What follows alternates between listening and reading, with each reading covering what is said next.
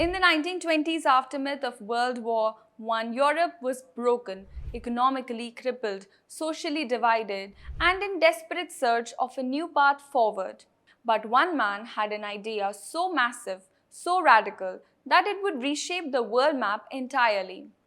This is the story of Atlantropa, a $1 trillion mega project to drain the Mediterranean Sea, unite two continents, and power a new civilization. The year was 1928. German architect Herman Sörgel, who was trained at the Bauhaus, a highly influential German art and design school founded in 1919 by Walter Gropius, unveiled a vision that blended science fiction with engineering. A continent-spanning project that would unite Europe and Africa into a single geopolitical superpower. His plan blocked the Atlantic Ocean from entering the Mediterranean by building a dam across the Strait of Gibraltar, one of the largest infrastructure projects ever imagined. By doing so, Sörgel hoped to lower the sea by up to 200 meters, revealing over 5 lakh square kilometers of new land. That's bigger than the entire country of France. He called it the Atlantropa. Sörgel was driven by four ideals: pacifism, European unity, technological progress, and controversially, Eurocentric expansionism. In his words, "Power, Land, Bread," a slogan meant to solve Europe's energy crisis, unemployment, and food scarcity all at once. At the heart of Atlantropa was the Gibraltar Dam, spanning up to 30 kilometers wide and towering 400 meters tall. This colossal structure would block the incoming ocean water and allow the Mediterranean to evaporate naturally. To help the process, Sörgel proposed additional dams at the Dardanelles to isolate the Black Sea, between Sicily and Tunisia, dividing the sea into two levels, and a redesigned Suez Canal to regulate flows from the Red Sea. Hydroelectric stations embedded in these dams would generate up to 110,000 megawatts of power, half of Europe's energy needs at the time.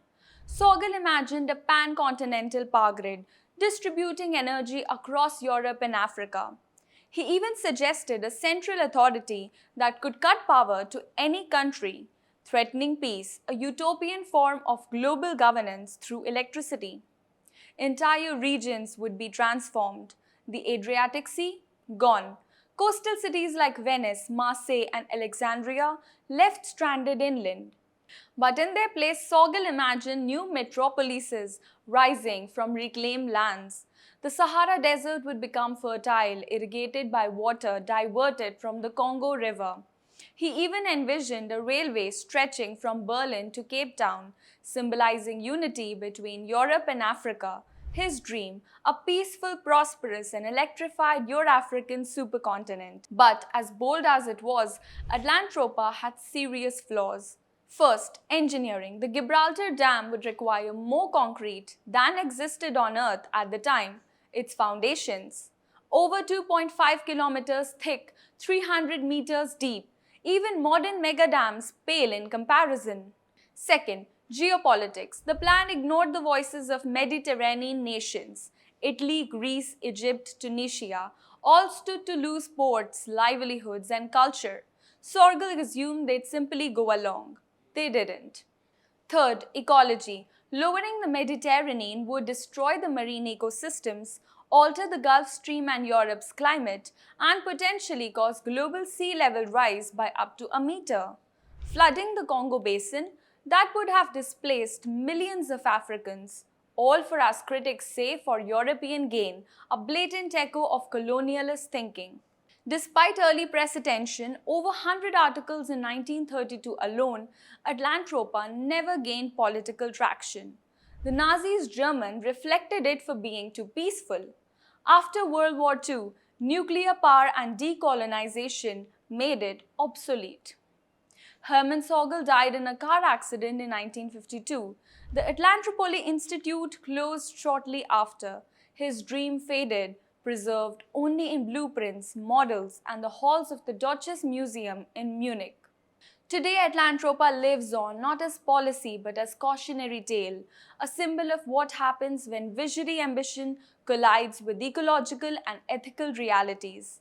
Sci-fi authors like Philip K. Dick featured it in the alternative timelines. Reddit users and ex-commentators marvel at its scale and critique its hubris. Modern geoengineering ideas like controlling sea level rise or building floating cities echo Sörgel's ambition, but with one crucial difference. Today's challenges demand inclusion, responsibility, sustainability. And Atlantropa reminds us the future isn't built by concrete alone, but conscience. What do you think? Was Atlantropa an insane fantasy or a misunderstood vision ahead of its time?